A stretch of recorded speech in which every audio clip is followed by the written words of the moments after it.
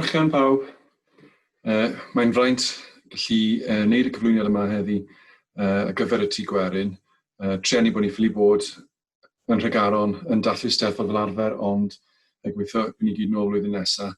Pwnc y cyflwyniad yma yw Alawon Caerdydd. Felly dwi wedi bod yn edrych ar Alawon sydd yn gysylltiedig gyda Caerdydd fel rhan o'r prosiect yma gyda tŷ gwerin a'r Steddfod. Felly dwi'n mynd i dangos cwpl o sleidiau PowerPoint gyda ambell i llun a pethau fel yna, a hefyd dwi wedi bod yn recordio cwpl o'r ganeuon dwi wedi bod yn astudio. Felly dwi'n mynd i switcho i'r newid sgrin.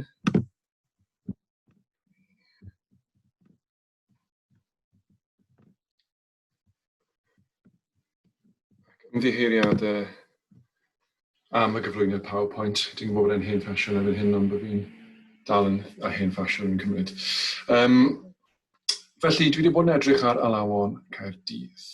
Ac yn gyntaf, dwi'n mwyn gweud diolch yn fawr iawn i Sioned Edwards o Swyddfa Steddfod am gofyn i fi i gymryd rhan yn y prosiect yma. Hefyd i ni a Mae Daniel o'r Llyfrgell Genedlaethol sydd wedi bod yn gefnogol iawn ac wedi helpu gyda lot o wybodaeth. Dr Rhiannon Ifans o Gymdeithas Alawon Gwerin Cymru sydd hefyd wedi bod yn hael iawn gyda'i chyngorau chymorth, ac Grathro Iwan James hefyd o Brifysgol Caerdydd a Gymdeithas Alawon Gwerin Cymru sydd hefyd wedi bod yn rhannu lot o wybodaeth gyda fi ar e-bost ac yn anfon linciau erthyglau ac yn y blaen. Felly diolch yn fawr iawn i chi gyd. Felly, i ddechrau falle cwpl o ddiffiniadau, Alawon Caerdydd, i ddechrau beth yw Alaw Caerdydd? Wel, ar gyfer pwrpas y gyflwyniad yma, dwi'n meddwl beth dwi'n moyn gweud yw caneuon gwerin, baledi, mynau llafar gwlad, tribannau, unrhyw beth i wedi gwir, gyda chysylltiad â Caerdydd. Dwi ddim moyn bod yn rhy gyfyng ar ddechrau'r ymholiad yma, achos dwi'n bwriadu wneud mwy o ymchwil ar gyfer yr Eisteddfod blwyddyn nesaf. Felly, ar y funud, dwi wedi bod yn diddori mewn beth sydd ar gael yn yr archifau, ac yn amlwg ar hyn o bryd yn yr archifau ar-lein, achos dyna gyd dwi'n gallu cyrraedd. Ond dwi'n gobeithio wedyn pan fydd y llyfrgell ar agor a sa'n ddagan a pethau felly, byddai'n gallu mynd mewn i ymchwilio'n bellach. Felly unrhyw beth gyda chysylltiad â Caerdydd, achos mae'n anodd diffinio beth yw Alaw o rywle. Ydy bod wedi cael ei sôn yn y teitl, mae'n gweud rhywbeth Caerdydd, neu ydy'r gan wedi cael ei gyfansoddi yng Nghaerdydd, fe rhywun o Gaerdydd gyfansoddodd y gan, ydy'n gan sydd wedi teithio i Gaerdydd o rhywle arall. Mae yna cymaint o wahanol ffyrdd allwch chi ddiffinio Alaw Caerdydd, felly dwi'n bod yn eitha llac ar y funud a gweud, dyma beth dwi'n meddwl. Hefyd ble mae Caerdydd yn amlwg, dinas wedi tyfu lot ers deunawfed a'r 4th ganrif ar 15, felly bydde Alawon falle neu ganeuon oedd yn sôn am ardaloedd sydd yn ymhellach yn rhan o'r ddinas, ddim o reidrwydd wedi bod yn rhan o'r ddinas ar y pryd. Ond ar gyfer pwrpas yr astudiaeth yma, dwi wedi aros gyda cyffiniau'r dinas fodern, ac eto, dwi ddim moyn bod yn rhy gyfyng, felly dwi'n meddwl mae'n bosib fyddai'n ehangu'r diffiniad yna i cymryd mewn llefydd fel Llantrisant a falle rhai o drefydd Fro hefyd, ond gewn ni weld am hynna. Felly mae yna lot o wahanol bethau. Os ydych chi'n chwilio trwy'r archifau Llyfrgell Genedlaethol, mae yna archif o baledi ar-lein er enghraifft, mae yna hefyd un archif gyda Prifysgol Caerdydd. Os dwi'n meddwl am can werin o Gaerdydd, yr un cyntaf sy'n dod i meddwl i yw Jael Caerdydd. Dwi wedi canu cwpl o weithiau yn y gorffennol, a Alawerin yw rhywun yma gafodd yr recordio gan Roi Sêr o ganu Elfed Lewis o Llanwddin. Felly eto mae'n gan falle sydd yn dod o Gaerdydd ond yn sôn am Gaerdydd, sôn am bywyd yn y carchar. Dwi ddim wedi gallu ffeindio mas mwy am hon ar hyn o bryd, ond gobeithio allai palu ymhellach mewn i hwnna unwaith mae'n bosib. Nath Nia Mae Daniel o'r llyfrgell awgrymu, falle bod fi'n edrych ar tŷ coch Caerdydd, achos mae dyma'r alaw ddath i'w phen hi. Ac pi byddant sy'n fi o Loegr yn reiddiol. Mae'n ymddangos yn Playford's Dancing Master o dan yr enw Red House. Ac mae hefyd yn ymddangos mewn casgliad Nicholas Bennett o 1896 Alawon fy ngwlad. Felly mae'r alaw lot hynach yn y casgliad Nicholas Bennett. Ac dwi'n meddwl mi oedd yna dafarn enwog iawn yn y mae Caerdydd, ar y dociau o'r enw Tŷ Coch. A dwi ddim yn siŵr, ond dwi'n meddwl falle bod yr alaw wedi cael ei gysylltu gyda'r dafarn yn lot hwyrach mlaen. Felly yn reiddiol, dim ond Red House yw enw'r tŷ yn y Playford's Dancing Master. A mae hwnna lot gynharach na pryd bydd y dafarn yna wedi bod yn y mae Caerdydd. Mae'n hefyd gan nhw Delw Llandaf, sydd hefyd yn ddangos dan y teitl Cwyn fan Prydain. Mae yna ambell i gyfeiriad i hwn yn y Archif y Llyfrgell Genedlaethol ar-lein. A ni'n gwybod bod yn hen alaw iawn. Mae yna sôn amdani lot gynt na'r pan gafodd ei ffrintio yn Cambrian Minstrel yn 1845. Ond eto, dwi heb ffeindio mwy am hynna. Dyma un falle bydde bach o surprise i rai ohonych chi yw dacwnghariad lawr yn y berllan. Alaw werin pur yw fe, hen alaw werin. A chafodd ei gasglu yn yr Eglwys Newydd yn 1908. Ac fel rhywun sy'n gafodd ei magu yn yr Eglwys Newydd, ond nath yn ddiddori fi lot. Mae yna mwy gen i am hanes yr alaw yma, felly mae gadael hwn am eiliad. Dewn ni nôl i dacwnghariad lawr yn y berllan hwnnw ymlaen. Hefyd, falle un bach anhebygol yw Ffarwel i Langyfelach Lon. A gafodd ei gyfansoddi gan rhywun o'r enw James Turberville, neu Siemsyn Twrbil.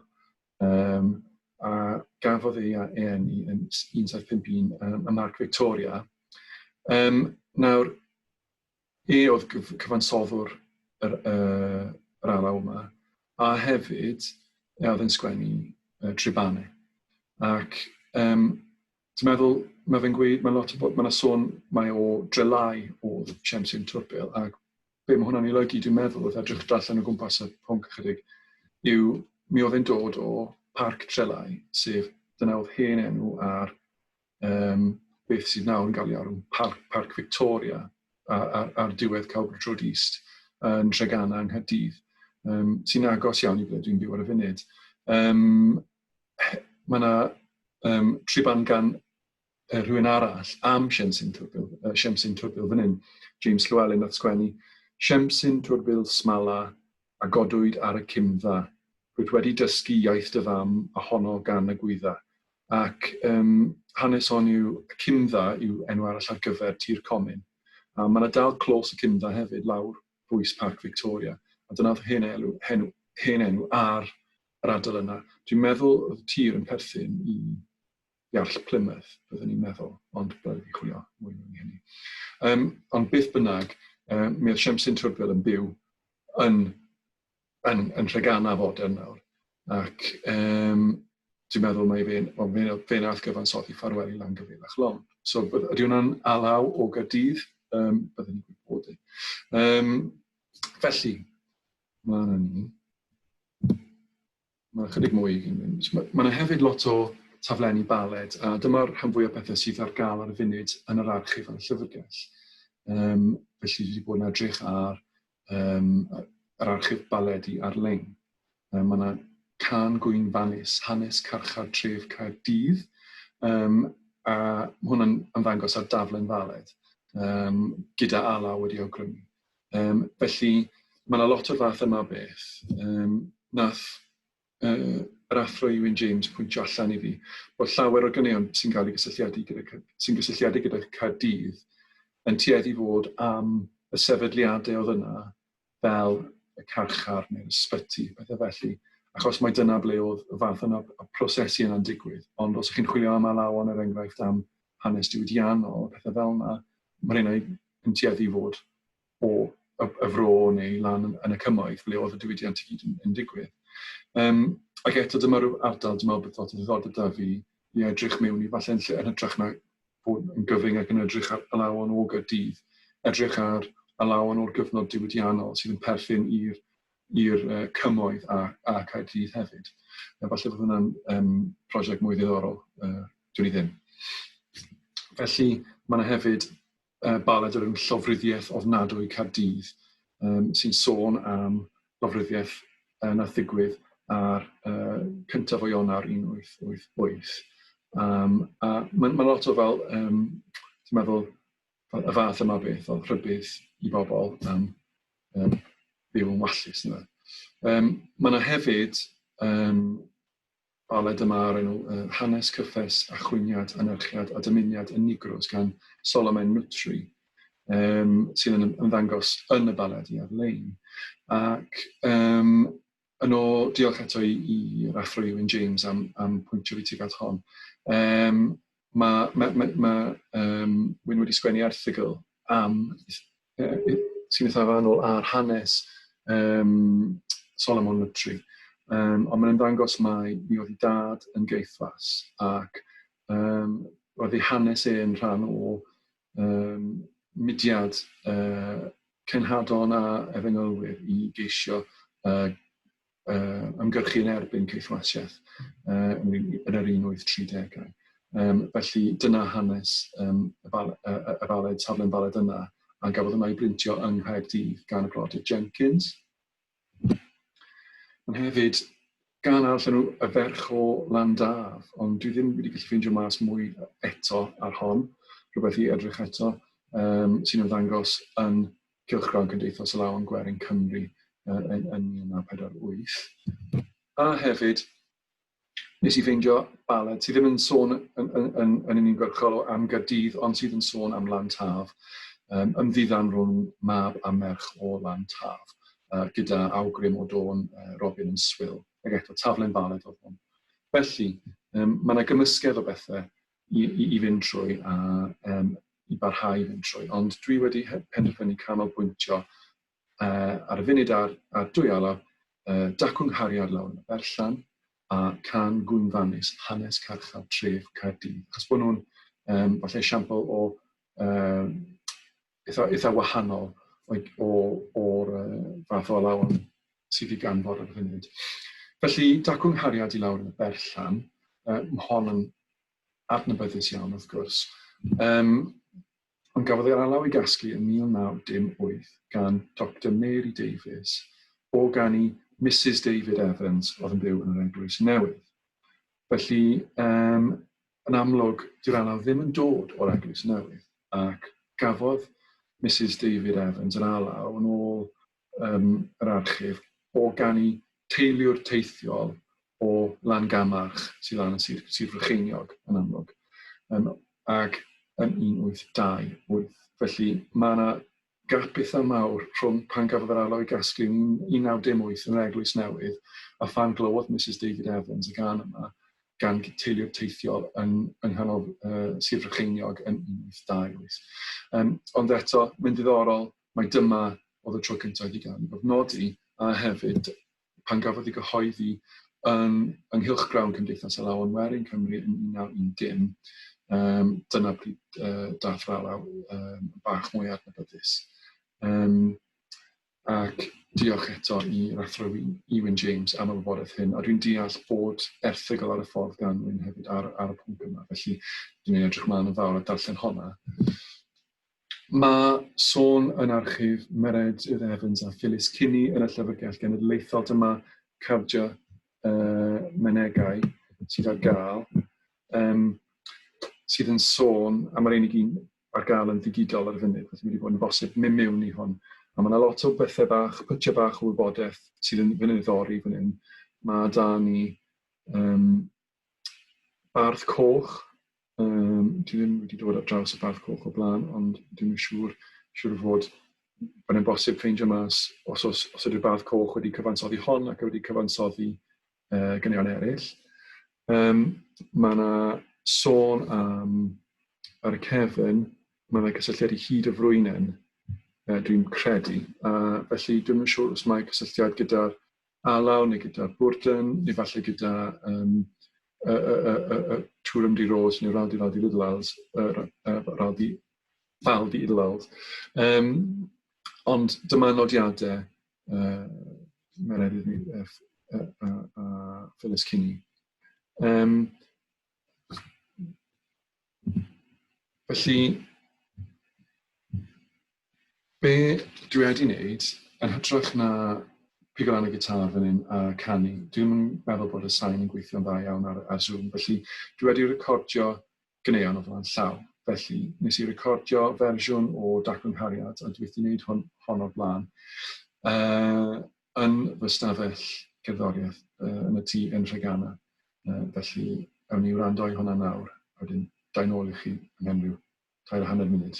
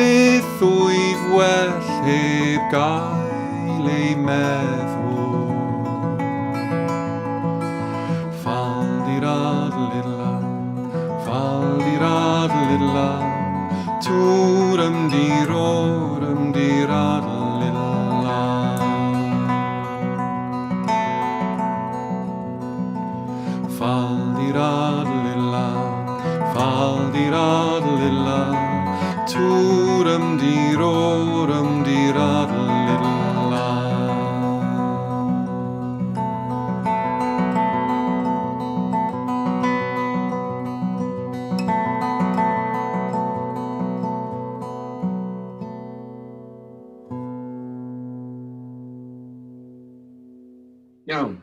Felly'r ail gân yw un o'r gariannau mawr taflen faled, Can Gwyn Fanys, hanes carchar tref Caerdydd, gan pwy a wyr. Mae yna nodyn wedyn ar y taflen faled, mae hwn i gael yn yr archif baledi ar-lein, ac mae yna, sy'n gweud, tôn tramp o dre, Dwi wedi ffeindio chydig bach o darnau wybodaeth am y tôn yma, a ni sôn am hynny mewn munud. Ond mae yna sawl bennill. Dwi ddim wedi canu'r bennillion i gyd yn y fersiwn dechrau fi'n clywed, achos oedd e'n mynd i fynd ymlaen lot rhy hir. Ac hefyd, mi oedd yna linell wrth symudiaeth mewn un bennill, ni ddim yn hapus yn canu. Felly ni wedi gadael cwbl o bethau mas. Ond, yn gyffredinol, mae'r baled yn sôn am amodau yn y carchar. Falle fel rhybydd i fechgyn ifanc Cymru i ddihafio. Mae'n perthyn, mae yna cysylltiad gyda dau gelli gana sy'n falle yn awgrymu frodor o Gaerdydd na sgwennu'r geiriau. Yn amlwg tre gana, pont cana, fath yn ardal. So gelli gana, dwi'n ni ddim, falle Parc Victoria.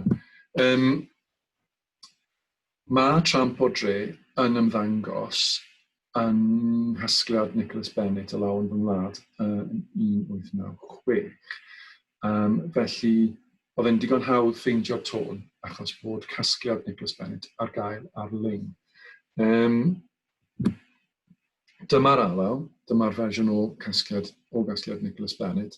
Hefyd dwi wedi ffeindio pytiau bach o wybodaeth. Mae'n ymddangos yn eitha aml ar y taflenni baled. Felly oedd e'n amlwg yn dod adnabyddus. Dyma ddisgrifiad o Celt o 1897 o y dôn tramp o dre. Yn gweud, bydd tramp o dre yn hen gan boblogaidd iawn gan weithwyr Morgannwg tua dechrau'r ganrif. Mae'r erthygl yna yn sôn am cyfansoddiad arall gyda rhywun yn ddisgrifio teithio o Ceredigion i Ferthyr ar daith yna. Ac mae hwnna hefyd yn dilyn y tôn tramp o dre. Felly, be nes i wneud oedd addasu'r tôn a ffitio nhw i eiriau hanes carchar tre Caerdydd. Mae tôn mwyn lain ffitio'n union gyda'r geiriau. Am felly, dwi'n meddwl yna weithiau'n anodd gyda'r dyfodiaeth. Ni'n trio gweithio mas yn union ble oedd rhai o'r geiriau'n mynd. Ond yn gyfan ar y cyfan, oedd y tôn yn mynd gyda'r alaw. Felly, ewch ymlaen a gwrandewch ar gan nesaf yma, a wedyn da'n ôl ydych chi ymhen rhyw 5 munud arall.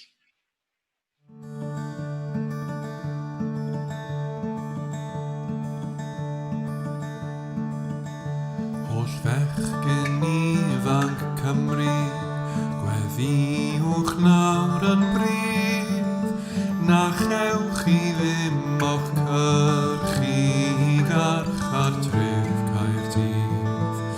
I'r sydd yn selcus fyned, ro'n bronas a thyn siŵr, peth cynta ges i fita oedd bara can a dŵr, gweddi o rown i'n brif, a mi ddod yn rhydd, o le oedd morgaeth ywys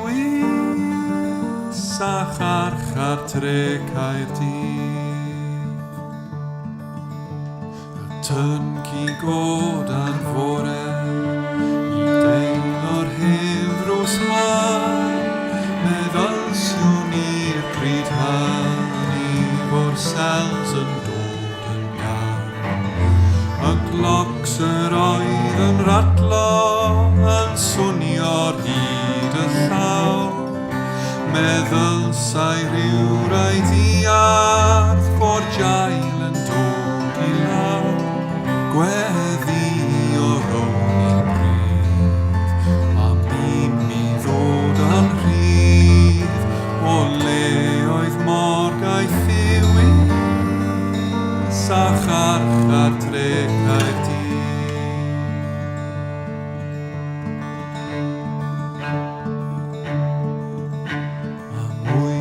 Gloch y bore, y sgil i fel a'i lawr, a'r cwc ddwedau wrthym o hwn y gnewch i'n fawr.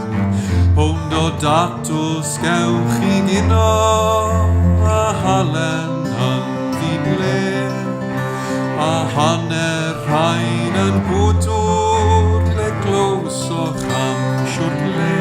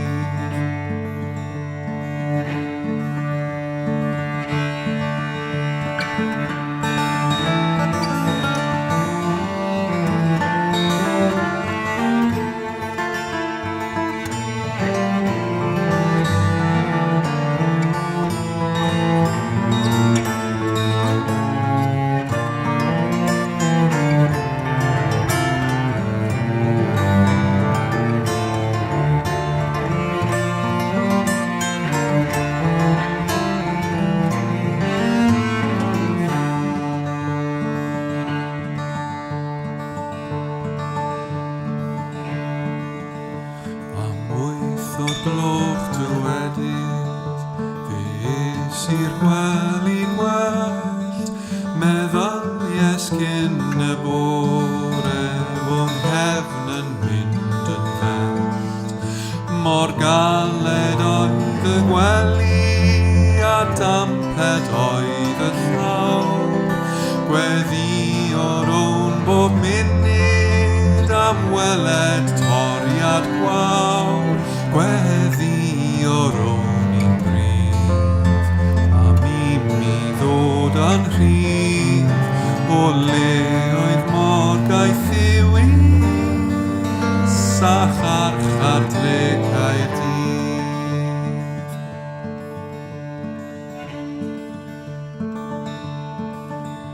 Pan ddeithim moddi yno, gwir iawn yw'r hanes hyn. Mi eithim i'r tŷ tafarn, mi alwais I am gin.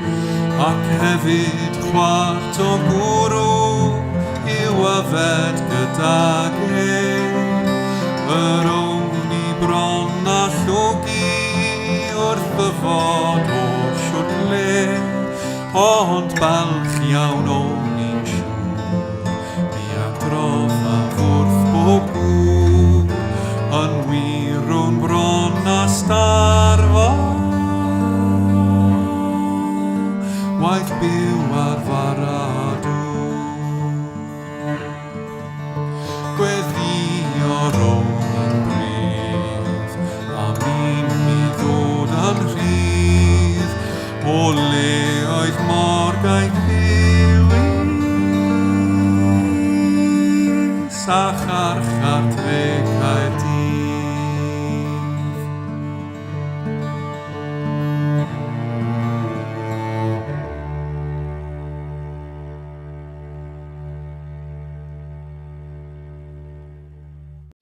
Gobeithio wnaethoch chi fwynhau y dwy gan yna.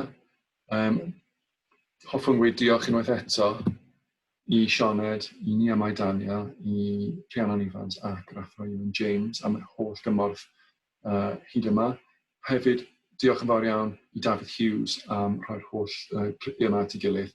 Gobeithio wnaethoch chi fwynhau a ffeindio pwnc yn ddiddorol, ac yn amlwg os ydych chi unrhyw wybodaeth ar Alawon Caerdydd, unrhyw fath o hanesion hoffech rhannu gyda fi, cysylltwch.